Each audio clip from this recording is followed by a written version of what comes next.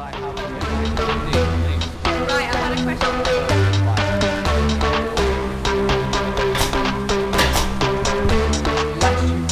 Hello, good morning everybody, and welcome. Happy Wednesday to you all, and welcome along to today's community. Well, this is an action-packed community, and remember, it's your community and it's yours to get involved in. We took a bit of a vote and a poll over our social media about what you want to see in today's community. We gave a vote whether it be PLY GRIP, how to do PLY GRIP properly. I know it's quite the nemesis to a lot of people, and people stay away because they hear bad things about it. I personally think it's really good and it's really useful, but you've got to learn how to do it properly and then not fear it. So we took a poll of the PLY GRIP and multi-tools. Following a job, I did a re-upholstery job. The first one since moving into the studio, so it's always going to go down in history for us. Well, I didn't think it'd go down in history for being possibly one of the worst jobs I've ever had to unpick. It was one of those jobs where an upholsterer did, once upon a time, probably about 100 years ago, did an amazing job of it. And then somebody came along and thought, I don't have the skills to do that, so I'll just gloss over it. And then the next upholsterer came along and went, well, actually, they've cocked it up, so I'll just skim over their work. And about 3 or 4 upholsterers had done the same until I got it and I thought, I can't be doing this. But little did I know how much effort and bin bags would have came out of that chair. I think the record was about 4, wasn't it? We got 4 bin bags out of it. It was no, we got 5. Five bin bags out of what is quite a small armchair. So, like everybody, they're debating the tool that they've got in the hand at the time. Is it the best tool for the job? Could I find a better tool for doing this quicker and saving my hands? Well, I went through all the different unpickers I have in my toolbox and then settled on, do you know what, I'm going to go and spend £100 and I'm going to go and buy a multi-tool and see what everybody's talking about. So that was the 2 polls. We got PLY GRIP against multi-tools. You'll find out later what you decided on, or you could head straight over to our Instagram and look for the poll yourself. But hopefully that hasn't changed because we've got Susie here today. Oh, Susie's here. Oh no, that's not me. There she is. And in the booth, ready to answer your questions. So please type in your questions or send them in to the WhatsApp group. If you haven't already, here we go with all the important announcements. If you haven't already and would like to, you can join our WhatsApp group into the fastest growing upholstery community. The number is here. Where do you find the number, Susie? Here. A bit lower, please. We had it too high last time. A little bit higher. That's all good. Then that's where you find the number here. All you need to do to join our WhatsApp group, or your WhatsApp group, you've just not joined yet, is simply send us a WhatsApp. Just send us a WhatsApp. Susie, tell them how to do it. Send us a WhatsApp, that's it. Send us a WhatsApp to the WhatsApp number. That's all you've got to do to be able to take part, is simply send us a... Say, I'm in! I'm in. Similar. Please, can I join the fastest growing community? If not, can I join the WhatsApp group for upholsterers, please? It's not just for seasoned upholsterers. Please don't think it is. It's not just for hobbyists. It's for people who just love fabric upholstery. Basically, they want to talk. They want to reach out to other people, being the backbone of this industry up and down the land and across the world. So please, this number here, that's the number to join the WhatsApp group. Right, another couple of things. Thank you so much. I am now talking to you. Yes, you at home is watching this on YouTube. All communities are now uploaded directly to YouTube for your viewing pleasure and viewing leisure. You can watch it anytime, but this channel is nothing without our fellow loyal supporters. So remember, please, if you're watching this video, remember to hit the like button. It means a lot to me because I check it daily and I like to see that people are enjoying the content. But also the subscribe button, because that way you're kept up to date every time we upload a video. Now, talking of videos, in yesterday's on social media, right, I've got a question and I'm going to plaster it everywhere, okay? In yesterday's Techniques Chair online course that we do, I pull my jute webs on, not with a web stretcher. Shock horror. I pull it on with a pair of pincers. I pull it on the left side and then I pull it on the right side. Job's done. Right? I've been doing that since day dot. And when my students come to me and say, which web stretcher should I buy? I say, don't waste your money. Simply pull it on with your pincers. Now, I don't know what it is about the older gentlemen, and a loose term, in the upholstery industry that don't like certain things like using non-web stretchers and using pincers. But last night on my social media, you can go and check the video for yourself, there is a conversation, until somebody bowed out, about why you shouldn't be using your pincers. Or so I thought. Basically, a chap of a mature age and probably a seasoned career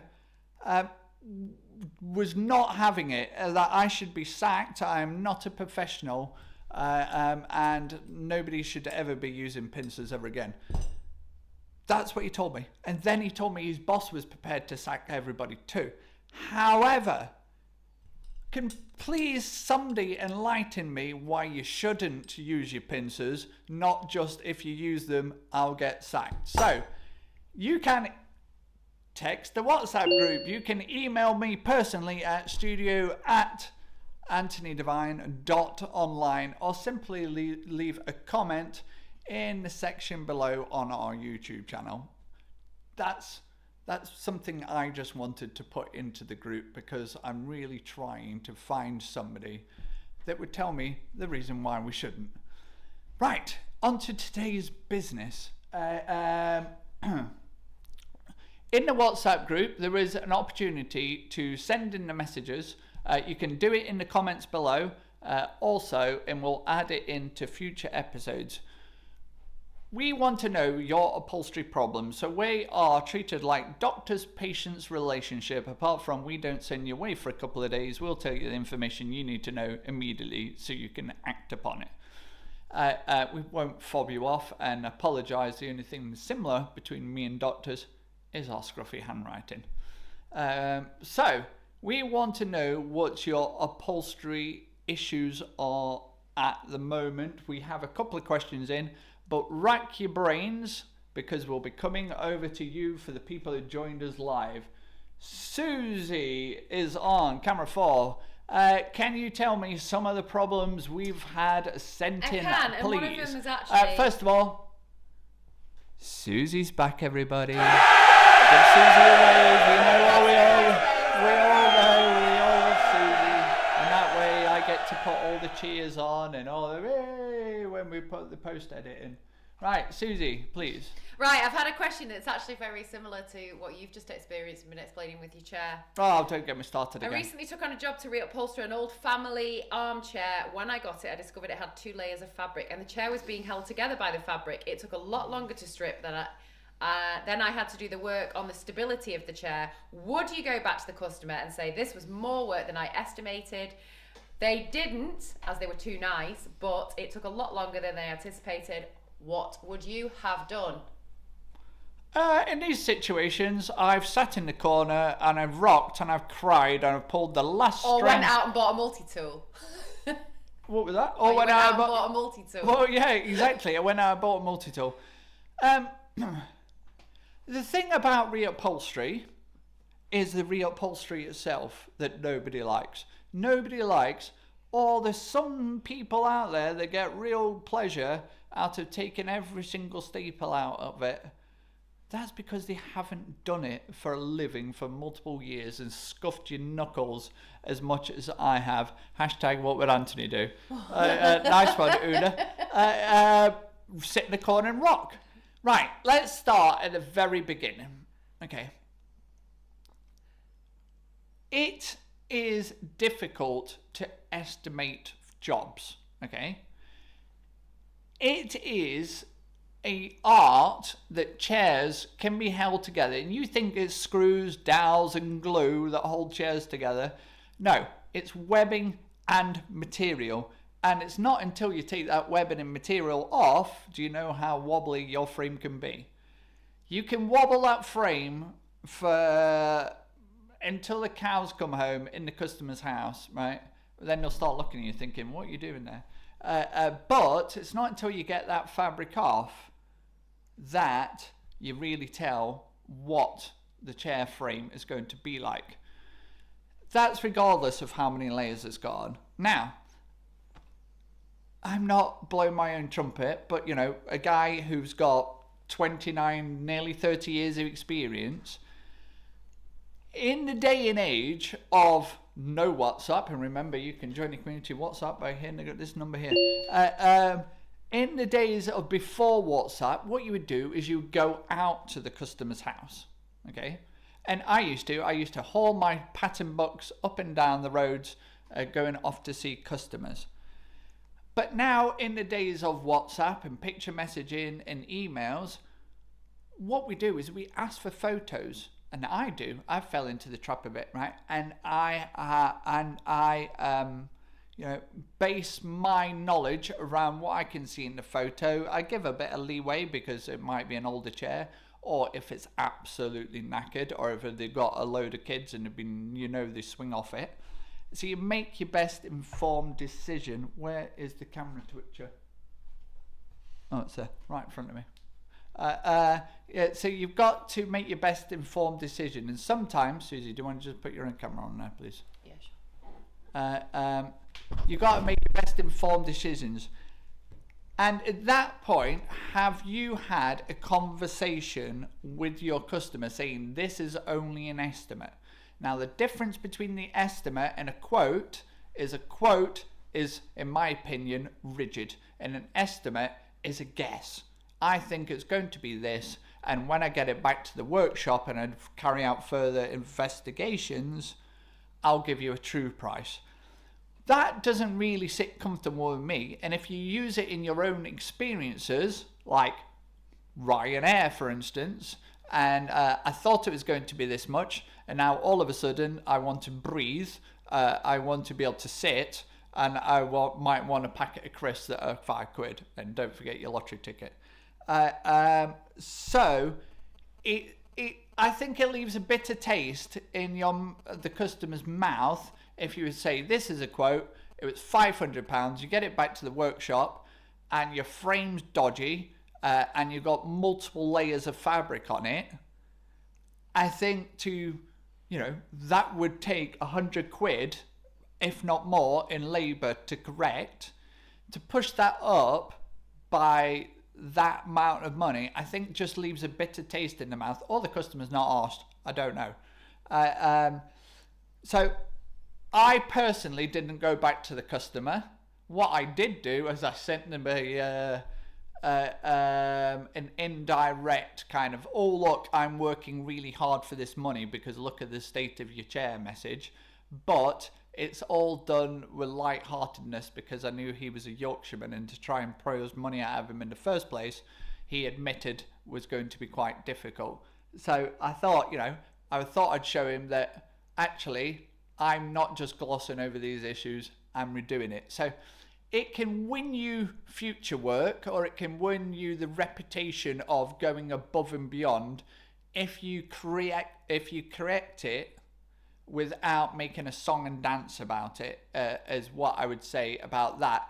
I just don't know if I would personally go back. But we're joined by loads of people here. So if anybody has any experience of what they've done in the past, please, Nicola has already unmuted herself. Nicola, It was Nicola's question. Oh, Well, what was it Nicola's was my question? Sorry, from yesterday on the WhatsApp group, so I thought I better show my face. Yeah, so I did that as well. So I took photos of this second layer of fabric and I sent it off to the customer and just sort of said, "Oh, look, there's more fabric underneath." Just to let them know how much work I was doing, I suppose, really. And yeah, and I didn't ask for any more money because obviously, I should say, he just wanted to do a good job. And then I did get repeat business from that customer, so it was quite good that they came back and gave me some more work. So we're happy with the job I did, and the chair looked lovely in the end. So yeah, so it was all good. But I just wondered what everybody else would have done. No, I mean, it's definitely one of those questions that people are never unsure what to do, but they're never sure about the difference between a quote and what an estimate is. Yeah, Like I gave him a practice then quote. to So I give did. an I did estimate give him a first. quote. So that's probably maybe something to bear in mind for future. Yeah. Yeah, it's. What did you say, I was Susan? just saying, is it good practice then until you've, well, it's, even when you've seen the chair, you don't know, do you? But You never give an can be estimate 100% first. sure. I just don't know. Think of the situations So where. at what point does the estimate become the actual quote? You can't strip it off, can you, and then say, "Oh, now." Well, that's the point of an estimate. The point of the estimate is if you're unsure about anything, the price can always increase. Obviously, with the estimate, the price can always decrease, but you're never going to turn around and say to the customer, "Now we've got it back. It's going to be 50 quid less." It was It's never days. going to be the case, is it? No. So it just doesn't sit with me. But what I would do is send the evidence to the customers and go, right, this is the situation. This is what I found. You know, I'm going to prepared to do everything for you to correct it all. And that way you just come out of it smelling of roses, and hopefully they'll pass it on that you've made a really good job of it. And, you know, customer service always wins. It's Yeah, rare that sounds customer like what I did service then. So I nowadays. just sent them photos of what I'd done and let them see the work that was involved, and then they were happy with the chair. And then obviously I said they gave me some more work after I got some Yeah. repeat business from them. So it was I mean, all that's good. it. Yeah. It's, you know, Kept the if it customer was happy becoming, and we get more business out of it. So yeah, absolutely. And if it was becoming like a recurring occasion that you were selecting chairs because of the geographical area you're in, it might be more antique chairs kind of in and around the area, and you're unsure, then yeah, I would have a kind of. I was going to say, do you get, like, with the experience, do you get more of an inkling of when a chair's going to be an absolute ball ache? Only Only why. because you get to identify the age of the chair more, I suppose. Yeah, You but become more still, aware of that. it's still, like I said, it's bound together with staples and webbing and fabric. You can never really be 100% sure. Like I said, now we're moving to operating more from picture messages and giving quotes that way than ever have done before, because we never had the opportunity. We're probably not doing the same due diligence as we did once upon a time. I would say if your work is antiques and more traditional work and you're subjected to taking older chairs in, I would probably have some sort of like, well, Buffer. what they do with like kitchen designs, if you ever had a kitchen design done, they'll say, right, the design is £250.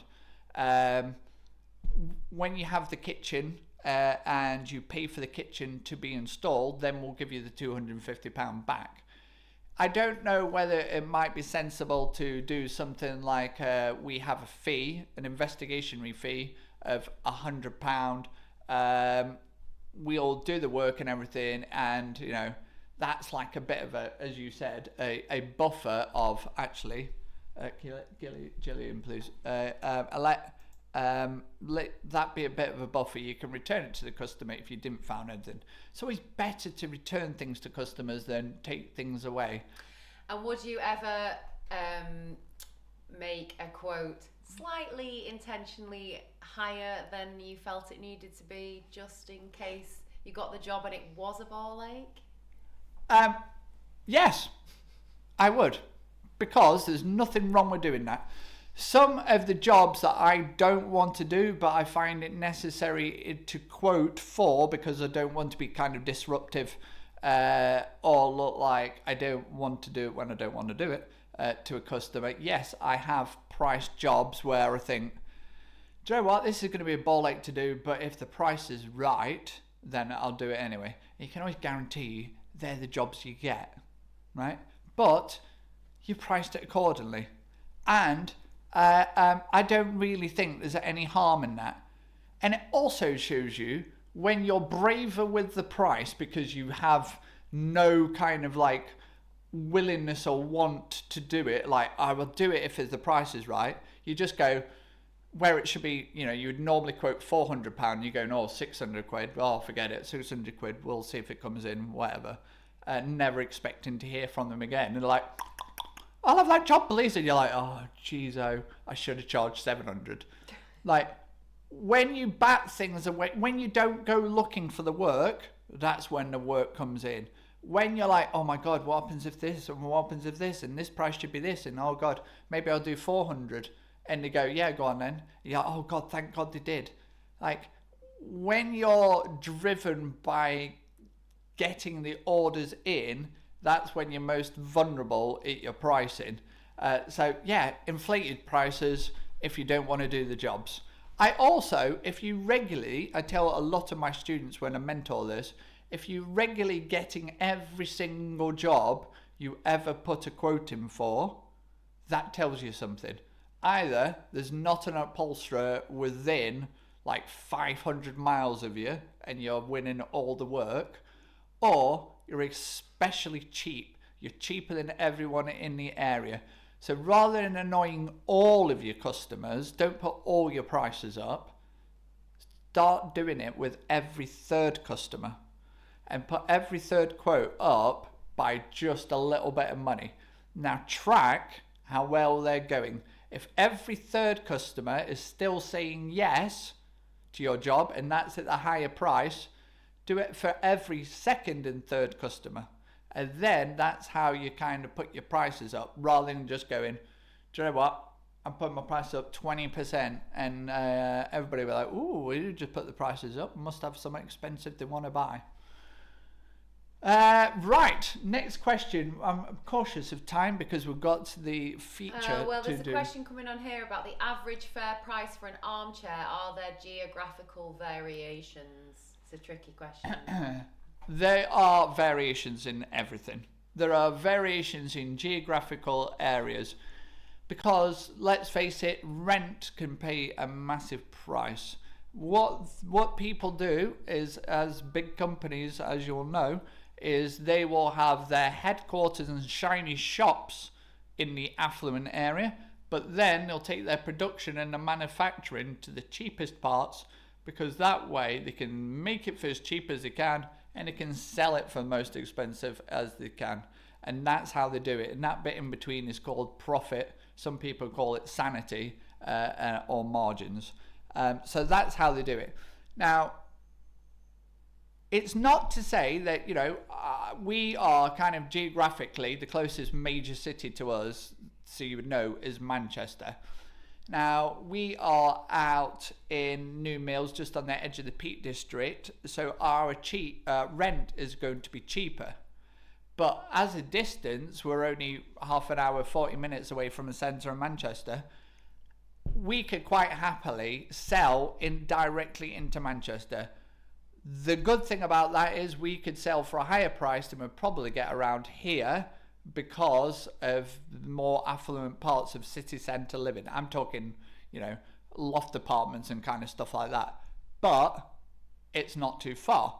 Equally, I could find a courier quite easily that if I wanted to sell to London, I could quite easily sell to London or to Edinburgh or to any part of the UK whatsoever. So I can choose what geographical area I want to sell in, and I can work in the area. If you're working locally and you're working in an affluent area, rents are going to be higher, fees are going to be higher, customers' price of work's going to be higher. So it's like it's inflated more than kind of as an average price, if I say. But anybody who's ever joined me for my pricing sessions know there's no point looking at anybody else than yourself when it comes to pricing, because the first thing you've got to do is work out how much money you need to live to survive. And if you don't start at that point, you're just basing your figures on somebody else. And if you're not basing it on the money you need to survive, well, then you're not going to survive very long in this industry. You would have to go and get another job because you're simply not making enough money. So your starting point is work out how much in a year you need to survive and keep the roof and the bills and the money, you know, and then look at like, oh, if I want money for this and I need money for this and I need money for all the luxuries, work that out, divide it up per month, then per week, and that'll tell you how many jobs you need to do in that week in order to make that amount of money. It's really, really simple, job costing. It's really simple. But you've got to start looking at yourself rather than looking at everybody else. Maybe we should do maybe we should turn community into a job costing one. Next week. That would be popular. Yeah, right. Any more questions? Yeah, we've had a common problem actually talked about in community, with putting hinges onto an ottoman and drill bits breaking and Dacron wrapping around the drill bit and becoming really hot and gluing to the drill bit. Any tips for that, Anthony? Now, Dacron and drill bits, Dacron and screws are not very popular or not very friendly to each other. The reason being is if you're putting a screw or a drill into wood and it's got Dacron, it's going to work like a corkscrew and it's just doing this motion all the way in. And what happens is it pulls the Dacron up and it winds around the screw or the drill bit. And because the drill or the screw gets really hot, polyester is Dacron is polyester, which is basically plastic. It gets hot and it melts, and then if it's a screw you can just lob it in the bin, but if it's your drill bit, it is so bloody difficult to get the Dacron off.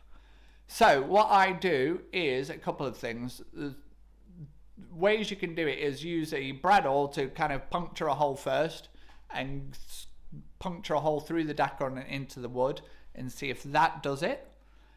But my most common thing is to work out where you think you're going to put the screws and don't put any Dacron around it, or work out where you're going to put your hinges, work out the kind of the surface area of the hinge, and then I put staples in all around the area. And if I've got a hole where I put the screw, I put like 4 staples around that, basically locking and holding the Dacron in place. Such a good tip.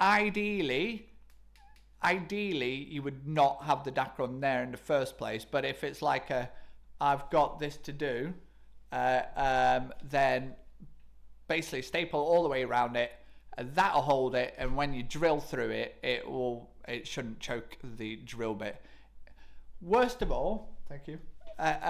Worst of all, it makes a massive gathering of a lump of ripping all your Dacron from underneath your work, and it just making a real bloody mess.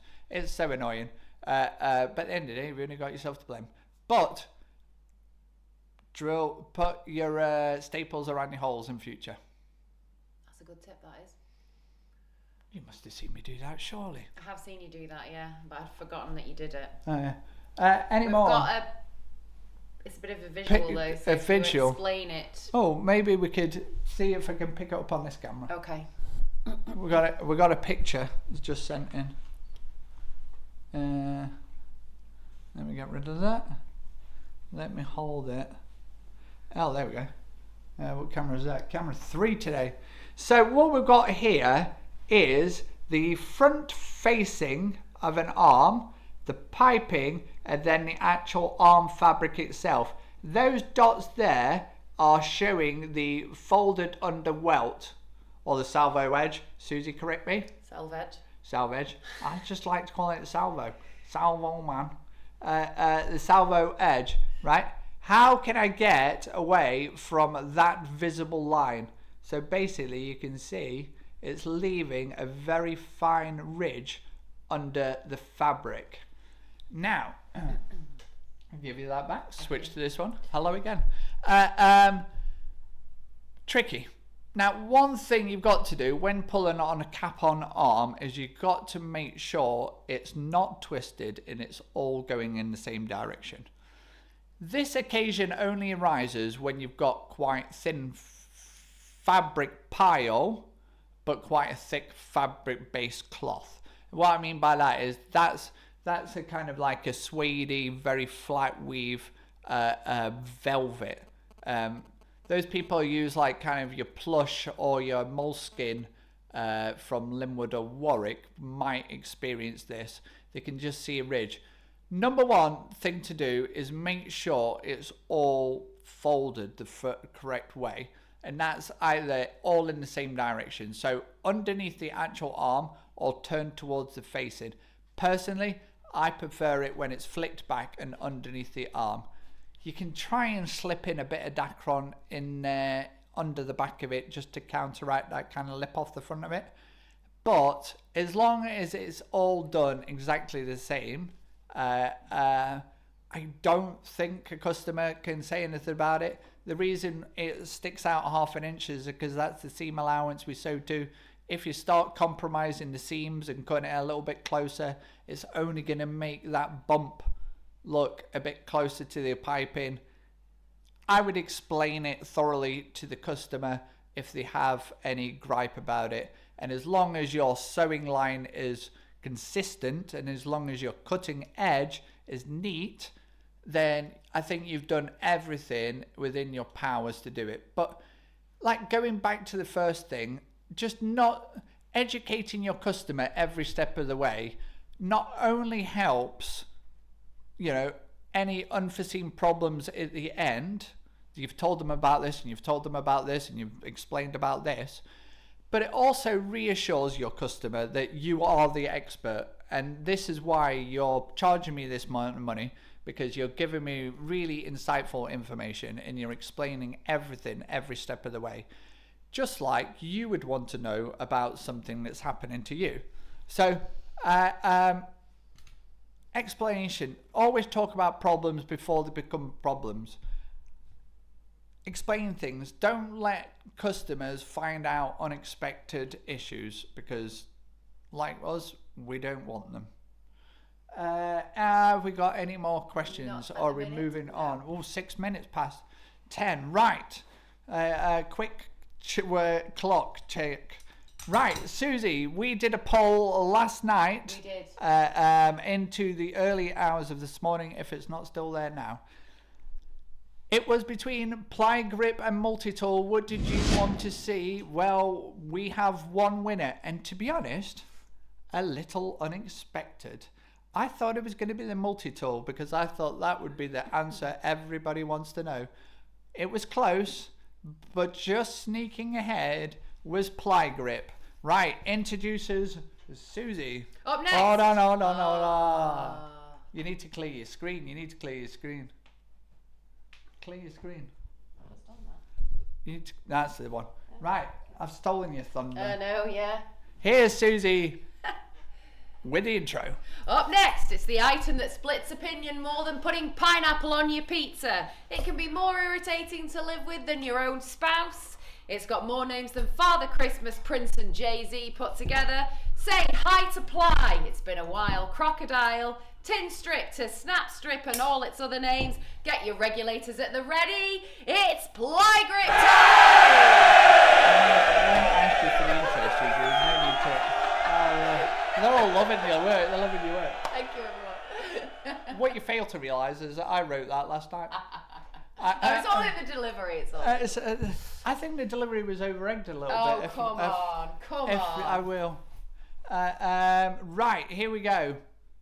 So, ply grip, what is it? What do we do with it? Why do people hate it so much?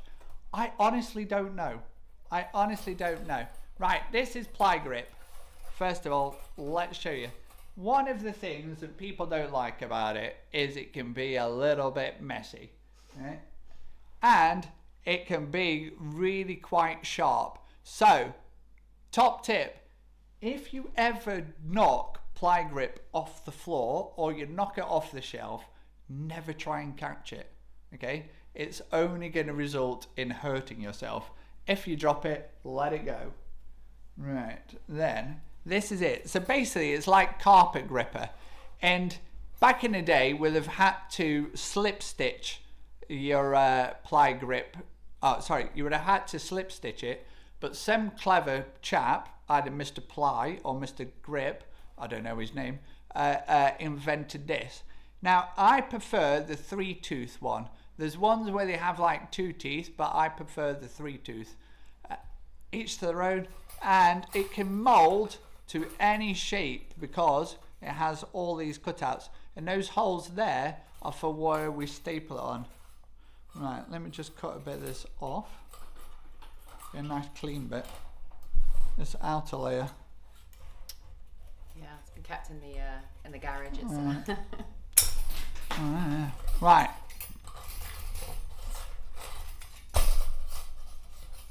So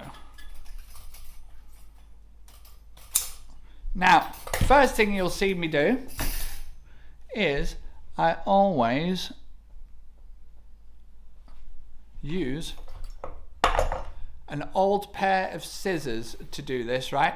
Because the scissors, you do not want to be cutting metal on metal. So grab yourself an old pair of scissors and cut it, or you can use kind of tin snips or things like that, but you want an old pair of scissors. Right, so I'm just going to put my piping on. Can you just bring that camera up, please? Into here. What I would normally do is cut and slip my pipe in. It's a bit focused in this one. Can I have it just a little bit out? Right, so that's my piping in, and I'm just going to butt up and focus it a little bit.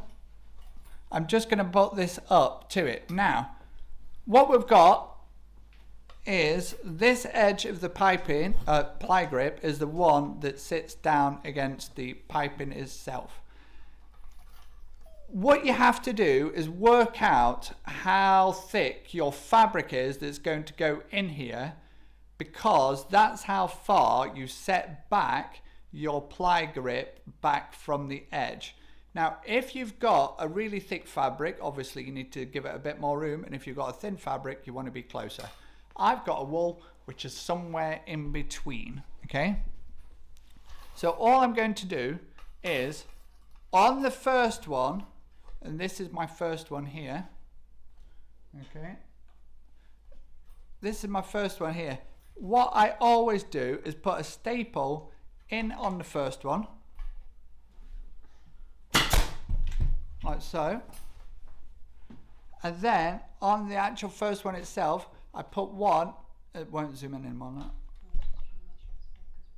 I put one in the front, like that, and then I put another staple right in at the back as far as I possibly can, okay? Now the reason for that is, I wasn't actually looking, right? The reason for that is why I put one at the back is because this end one wants to be able to hinge better, okay? So that folds better on the part where it's designed to fold. Then I just take my gun and I put one staple in every single one. Right, Susie, if you could zoom that one in a bit more, please. Right. And then I just go one at a time. Now, the other thing I do is I don't, it's not quite focused. I don't go right to the back here and then fill it in. I just go, each one, I go in turn for doing. Otherwise, sometimes it can put a kink in your ply grip, and you don't want kinky ply grip. You laughing, Susan? Yeah. Right, in, on like so. And all the way around. And all the way around. How are we doing for time? 16 minutes. Yeah. Alright. All the way around like so. So it's nice and neat.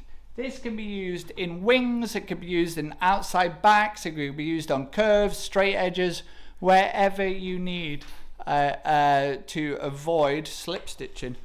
I still have a time and a place for slip stitching, because not, especially thin fabrics, this is a bit too aggressive for thin fabrics, so I'd be careful. The next thing I'm doing now is just going around and I'm squeezing them and getting the ply grip into the grip position. It's going from this position at the top to now about a 45-degree angle, and it's amazing by just pushing it over. If you don't, it struggles to grip the fabric, but by pushing it over somewhat, if you don't, and you poke it all in and you try and push it down, it can get the tension can become too much and it can rip through the fabric because of the amount you still need to move it. Right, squeeze all of this down all the way around, like so, like so. Now we're going to need fabric to poke in. I would also put Dacron under this layer at this point, and then I would just build my Dacron and staple it off just behind it there. But I'm going to just put some in there. Right, now at this point, what you'll see a lot of upholsterers doing is just simply cutting all this edge off.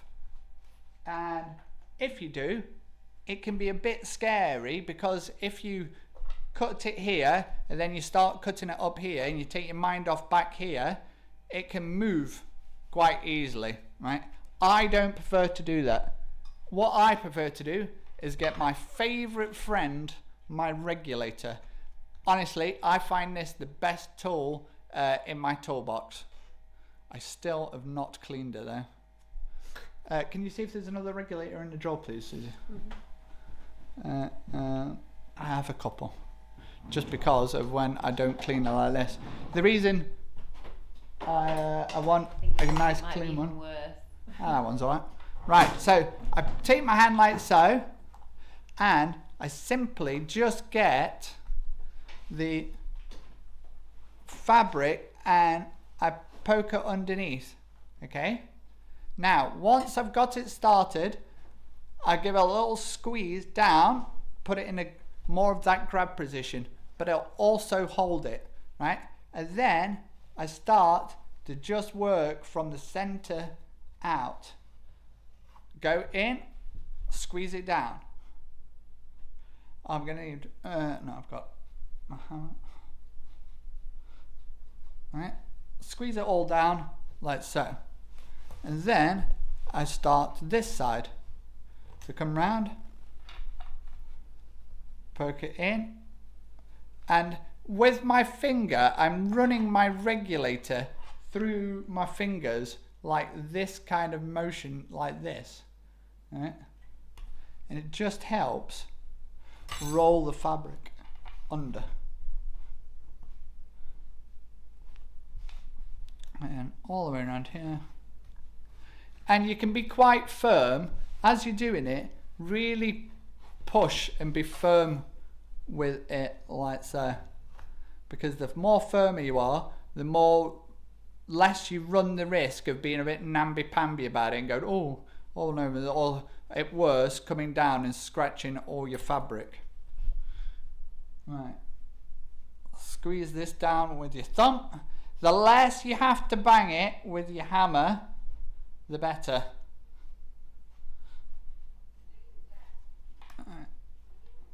there.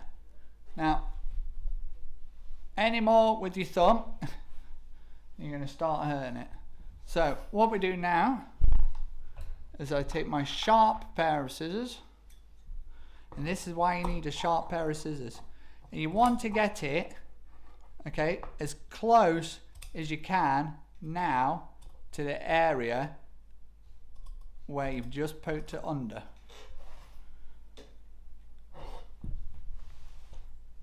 And can you get that regular, please? Alright, all the way around.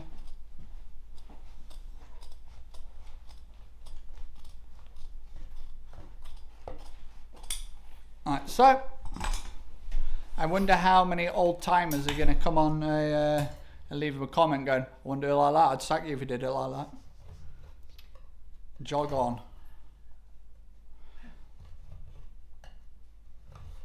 Just tucking it in now.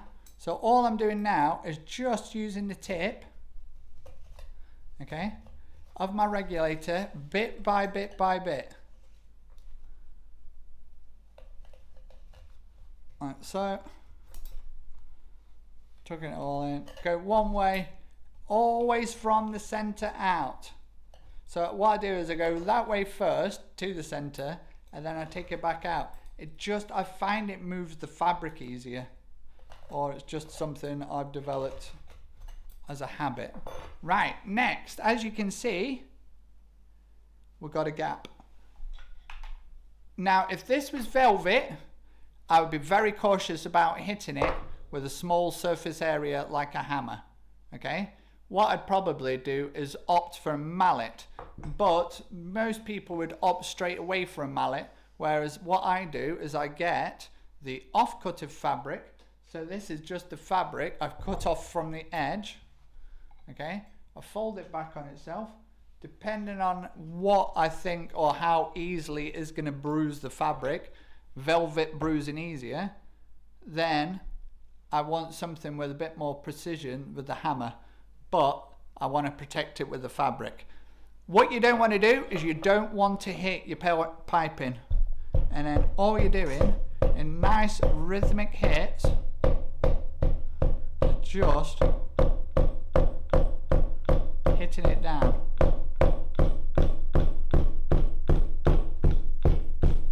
All the way around. And as you get close to the end, don't think, oh, I'm nearly there, and start cheating and going faster. You want to stay at the same rhythm as you started. Right? All the way around like so.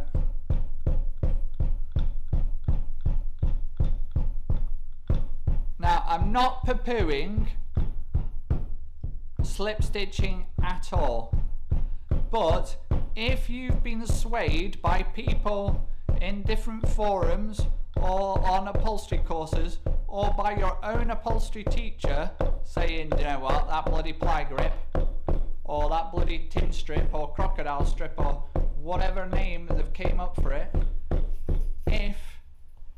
if they've said don't go near it, don't do anything with it, okay, tell me that's wrong.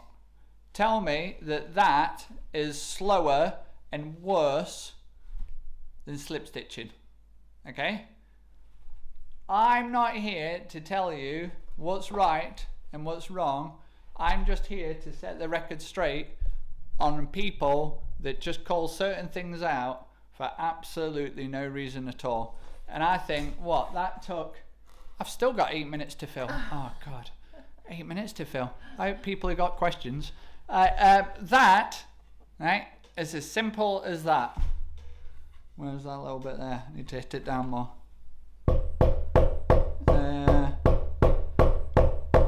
All you do is go around everything very meticulously, making sure it's all good and you're happy with it all. And to be honest, that just looks like it's been sewn. It doesn't look any different. When you put your fingers over it, you can't feel any ridges or bumps or anything. I would of course put a bit of Dacron on there because I'm going straight onto wood, but I mean, you can't complain. Oh, get it in camera, aren't you? You can't complain about that. And all you've got to do is just make sure, like I did, have a play around with just a small bit of an offcut. Pipe in, because that way you learn to get the distance right. Get your fabric, work out with different thicknesses. So like how much you set it back or how close you set it, and just have a play with it. Play some like more intricate shapes. Trying to do it straight is actually harder than trying to do it in the shape you want. But remember, staple one at a time. Don't staple and then fill in, because it'll all just get a bit kinky. Remember, no kinky things happen in the workshop. Yeah, I'd say that. You just did. I just did. That's what it looks like. Any questions? Oh, how do you finish it? I should have done it. I should have finished it like that, shouldn't I? What I'll do is I will post a video into community. Now, what will they do? We'll do it all again next week. And that way I'll finish it. We're going to pitch the multi-tool against something else next week. So if anybody has any suggestions, please leave it in the comments below, or send it in to the WhatsApp group. And I never even considered how you finish it. Apologies for that. I will show you how that's all done in next week's session. To be continued. Correct, Susie. Any more from you? There are no more on here. Just saying it's a great demo. Thank you very much. We will talk multi-tools next week. Yeah. Yes. One thing I have learned about multi-tools is don't buy a cheap one. Right? Don't buy a cheap one. For the research I did, should I say, I didn't buy a cheap one. I bought a DeWalt one and a cordless one as well. That's definitely something. Cordless one. And the reason I say not a cheap one is because it will just wear out, because you are going brutal with it and you are using it for hours upon a time. And change your blades, just like a Stanley knife. Never suffer with a blunt blade. Right, I think we've cracked it. Are we all done? All done. All votes are in. I think we're done. Right, let's wind this up, let you get back about your working day. Remember, if you want to join the WhatsApp group, the number's here. Where's the number, Susie? It's here. No, it's not. Yes, it is. No, it's not. Trust me, it's not. I'm going to edit in the edit. There's going to be no number there. But what is going to be Susie poking it? We'll tune in to find out. Will it be a different thing every week, Anthony? It might be a You're new so funny. It might be a new feature, because let's face it, I'm in charge of editing these videos, and I can put whatever you want just there. Hilarious. Maybe we can put Susie in a mask or any kind of filter on. I'm not that specialised when it comes to filter. All I can put is a cheer on, some text on. Anyway, if anybody wants to come down to our studio here in Tormill and operate our cameras, edit videos and use it as like kind of work experience, you're more than welcome. You're more than welcome. We want to tart up this production to make it a little bit better.